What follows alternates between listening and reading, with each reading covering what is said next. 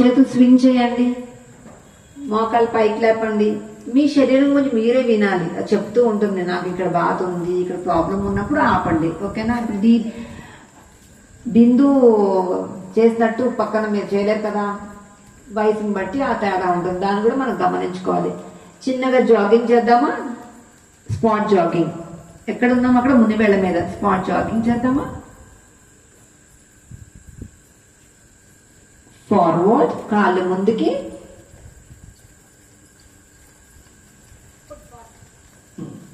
కాళ్ళు వెనక్కి.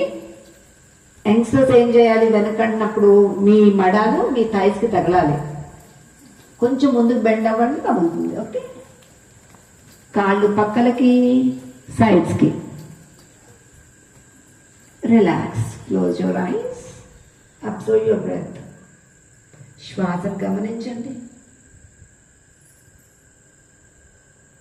శ్వాస యొక్క లయను గమనించండి.